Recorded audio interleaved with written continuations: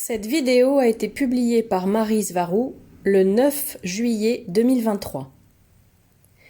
Théories et informations importantes provenant de Naishara de Hera et rédigée par moi-même, Maryse Varou. Bonjour, merci d'être à mes côtés une fois de plus. J'espère que vous allez tous très bien.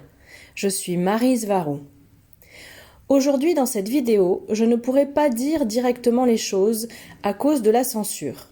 Je vais devoir parler d'événements et de situations qui ont eu lieu dans un passé récent en les contournant un peu, en utilisant d'autres termes et en faisant des descriptions collatérales. Mais je suis sûre que ce sera assez clair pour être compris. De toute façon, je dois le faire au moins dans la première partie de la vidéo. Je n'aime pas beaucoup prédire quoi que ce soit. Mais à chaque fois que mon groupe et moi-même nous voyons quelque chose d'important qui peut arriver selon nous, nous pensons qu'il est préférable de le partager avec vous tous le plus tôt possible. La réalité est bien trop complexe pour pouvoir prédire des résultats futurs, car il n'y a jamais assez de données. Voir l'avenir en voyance médiumnique est possible, mais les médiums ne peuvent voir que leur propre avenir et leur propre ligne de temps, car chaque personne interprète le monde à travers le prisme de sa propre perception. Et ce qui est la vérité pour une personne peut ne pas l'être pour une autre. C'est pourquoi aucun médium n'a jamais été complètement exact ou précis dans la prédiction d'événements futurs. La même chose se produit lorsqu'on utilise la technologie pour voir l'avenir, car elle ne peut observer qu'une bande étroite de fréquence de la réalité à l'intérieur d'une bande beaucoup plus large. Et les résultats dépendront aussi directement de qui programme la machine. C'est le cas de toutes les machines à miroir et aussi de la technologie à portail optique, dont je parlerai dans une autre vidéo. Les deux sont essentiellement des portails, mais au lieu que ce soit des personnes et des objets qui passent à travers eux, ce sont des informations sous forme d'ondes lumineuses et sonores qui ont besoin de beaucoup moins d'énergie pour y parvenir. Il est donc beaucoup plus facile de fabriquer ce type de portail et de les faire fonctionner qu'un portail entièrement opérationnel plus grand. Cette théorie et ces informations que je vais partager avec vous ont été récemment développées lors d'une réunion du Conseil à bord du vaisseau Toleka par le laboratoire d'idées des Taïgésiens et des Svaruniennes, constitué d'un petit groupe de personnes. Cette théorie a d'abord été pensée, réalisée et développée par Naishara de Hera, sans utiliser aucun dispositif de type miroir, ni de portail, ni de technologie de voyage dans le temps, mais simplement en observant, en se souvenant de certains faits et en reliant les points entre eux. Comme je l'ai expliqué dans mes vidéos précédentes, la Kabbale qui contrôle la Terre est en train de préparer une sorte d'invasion de faux aliens. Nous ne pouvons pas savoir si cela se produira ou non, mais nos données pointent dans cette direction. La façon avec laquelle les contrôleurs de la Terre imposent leurs informations sur la divulgation extraterrestre, à l'aide de leurs médias contrôlés et en créant également des groupes de personnes qui ont des points de vue différents et souvent opposés, ressemble beaucoup à ce qu'il s'est passé au cours des premiers mois du dernier gros problème d'urgence sanitaire impliquant un tout petit monstre que vous connaissez tous. Dans le cas de la divulgation extraterrestre, la Kabbale a créé plusieurs types et groupes de personnes qu'elle a ensuite dirigées comme des forces opposées. Il y a par exemple des chercheurs dans le domaine extraterrestre qui sont bien connus et bien financés et qui prétendent se battre pour être reconnus et pour obtenir une crédibilité générale dans les médias, affirmant même que leurs données ne sont pas officielles, alors qu'ils sont financés et guidés par la CIA, qui contrôle également le narratif officiel et les plateformes des médias. Le problème que la plupart des gens ne peuvent pas voir, c'est que même lorsque deux ou plusieurs personnes ou groupes de personnes ont apparemment des points de vue et des agendas opposés, ils peuvent être contrôlés par la même organisation ou par les mêmes personnes pour favoriser un agenda encore plus large. Ça sert aussi de distraction pour le public et cela crée une opposition contrôlée afin d'empêcher qu'une vraie opposition n'émerge. Lors du dernier problème sanitaire que vous connaissez tous, plusieurs groupes de personnes se sont affrontés, chacun étant certain que son point de vue était le bon. Et tous étaient tellement convaincus que le sien était la vérité, qu'ils ont tout fait pour imposer leur point de vue aux personnes qui s'opposaient à eux, chacun pensant qu'il devait le faire car c'était une question de vie ou de mort. Mais le groupe de personnes qui suivaient le récit officiel non seulement avait les médias pour appuyer ces affirmations, ce qui rendait celles-ci plus fortes, mais ils étaient aussi beaucoup plus nombreux et avaient beaucoup plus de ressources de toutes sortes pour imposer leur point de vue à un public beaucoup plus petit de communautés éveillées et hautement conscientes. Le grand public est entré dans un état d'esprit de peur, où il ne fonctionnait qu'avec son instinct de survie de base, paniqué à l'idée qu'un prédateur invisible et microscopique puisse le traquer à chaque coin de rue. Et dans cet état d'esprit de survie, les gens ont suivi sans réfléchir les instructions et les mandats de la version officielle, complètement convaincus que c'était pour leur protection et pour le bien de tous. Cela a fait que beaucoup de personnes ont subi de la ségrégation, ont été condamnées à l'ostracisme et ont été ridiculisées par leurs familles, leurs amis et leurs collègues de travail à un niveau jamais vu auparavant. Toutes les personnes hautement éveillées qui pouvaient voir à travers les mensonges de la version officielle se sont retrouvées seules et impuissantes, incapables de convaincre les autres de la fausseté de la situation. Et même si tous les efforts qu'elles ont déployés pour ouvrir les yeux de leur famille et de leurs amis étaient motivés par le cœur et l'altruisme, ces efforts ont toujours été reçus par des insultes, des menaces, de la colère et de l'incrédulité. Je ne suis pas ici pour parler de ce sujet, mais je développe un cadre de concepts basé sur la façon dont les gens réagissent lorsqu'ils entrent dans un état de panique et comment ils réagiront à nouveau si les circonstances sont suffisamment similaires, en particulier à l'échelle mondiale.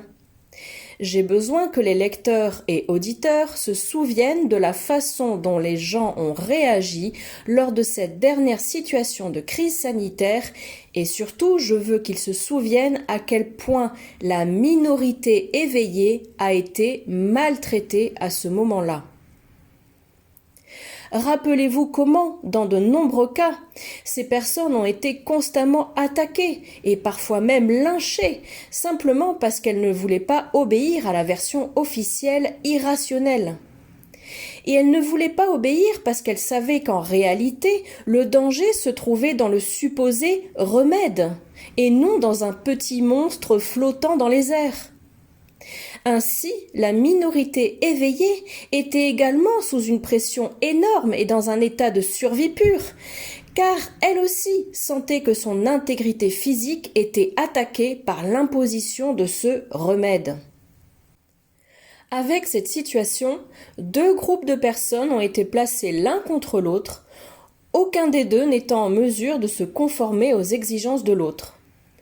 Mais l'un des deux groupes, celui qui a suivi la version officielle, était largement supérieur en nombre et en force à la minorité éveillée hautement consciente. Maintenant, remplacer le petit monstre invisible qui a fait vivre tout le monde dans la peur au cours des dernières années par des extraterrestres, ou plutôt par une soi-disant divulgation officielle dans laquelle les gouvernements font semblant d'accepter ouvertement que les extraterrestres existent, afin de pouvoir imposer ensuite à la population une fausse invasion alien. Sachez qu'aucun de ces agendas gouvernementaux n'apportera jamais rien de positif à la population en général. Les gouvernements ne diront au public que ce qu'ils veulent qu'ils pensent. Et ce ne sera pas la vérité, parce qu'ils ne disent jamais la vérité aux gens. Après tout, la vérité est synonyme de pouvoir, et ils veulent que le peuple reste impuissant. Comme l'a dit l'ex-directeur de la CIA, William Casey, nous saurons que notre programme de désinformation est terminé quand tout ce que le public américain croira est faux. N'oubliez jamais ces paroles. Voici maintenant la théorie de Naishara exprimée avec mes mots. Les gouvernements iront donc jusqu'à divulguer qu'ils savent que les extraterrestres existent et jusqu'à reconnaître qu'ils ont été en contact avec tel ou tel groupe extraterrestre. Ils déclassifieront des documents et des photographies à leur sujet et ils inventeront un récit officiel comme d'habitude. Donc, ils déclassifieront la réalité extraterrestre. Et puis, ils diront que des lois doivent être imposées pour que tout cela ne devienne pas incontrôlable. En fonction de leur récit, de nouvelles règles et restrictions devront être imposées à la population et de nouveaux critères de censure seront également développés où il sera interdit de parler ouvertement d'extraterrestres. Et chaque fois que ce sera acceptable d'en parler, seul le récit officiel pourra être dit et partagé.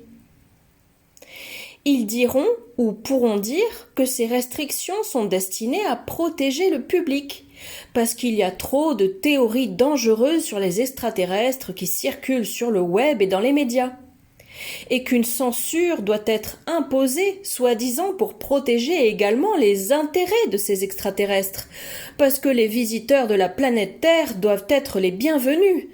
Donc le fait de mal parler d'eux sera considéré comme abusif, pas inclusif, etc. Et imaginons le cas où la version officielle n'est pas en faveur des extraterrestres, ou qu'elle les présente comme une force invasive de n'importe quel type. Alors les gouvernements imposeront ou pourront imposer des restrictions, ostraciser et même persécuter toute personne qui a ouvertement parlé de ce sujet, en particulier les starseeds. Et les personnes qui auront déclaré qu'elles sont elles-mêmes extraterrestres, ou qu'elles ont ou ont eu n'importe quel type de contact avec des extraterrestres, pourront être ouvertement persécutées et attaquées, aussi bien par des organisations gouvernementales que par la population en général qui réagira dans la peur et de manière violente. Il n'y aura même pas besoin de présenter au public un récit officiel et hostile d'invasion alien. La déclassification extraterrestre est la seule chose dont ils ont besoin pour déclencher toute cette folie. Et cela leur permettra de prétendre qu'ils sont obligés de contrôler les perceptions et les réactions du public face à cette nouvelle information. La déclassification pourra causer ou promouvoir de nouvelles lois, des normes, des règlements et de la censure. Et le groupe de personnes qui sera le plus affecté et attaqué sera celui des starseeds. Les gouvernements peuvent dire ou diront qu'il est nécessaire de censurer et de contrôler tout ce qui a trait aux extraterrestres, ou tout ce qui se dit sur eux, et que la censure est nécessaire pour contrôler toutes les désinformations que les gens transmettent sur les extraterrestres. Et avec cela, ils feront taire tous les starseeds. Les starseeds, aussi forts soient-ils, sont un groupe très vulnérable, et la vie sur Terre est très dure pour eux.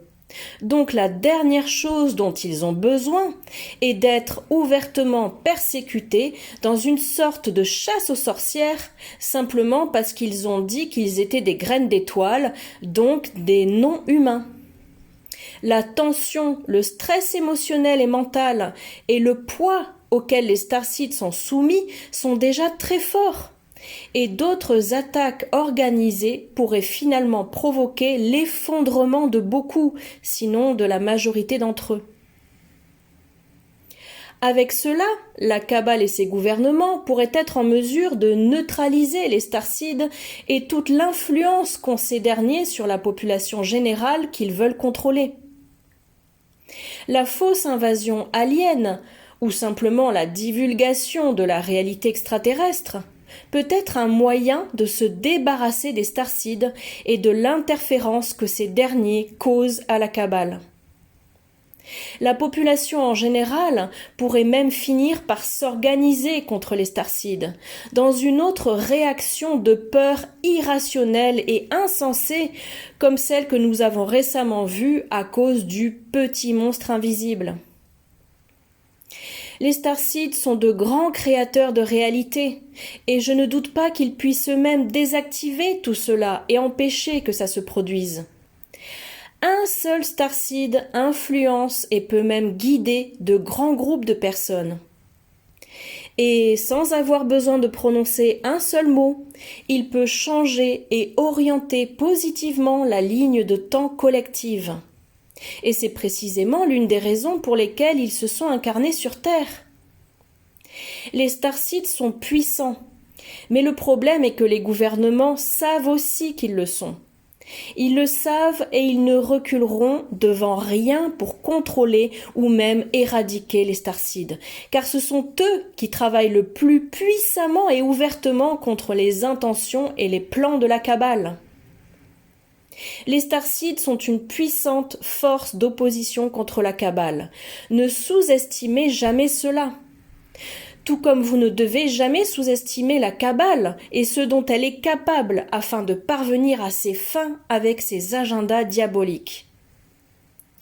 Penser que tout cela n'est pas possible peut être très naïf, car il y a quelques années, il aurait été impossible de penser qu'il pouvait réussir une telle opération psychologique aussi vaste et aussi fausse que celle du petit monstre maléfique.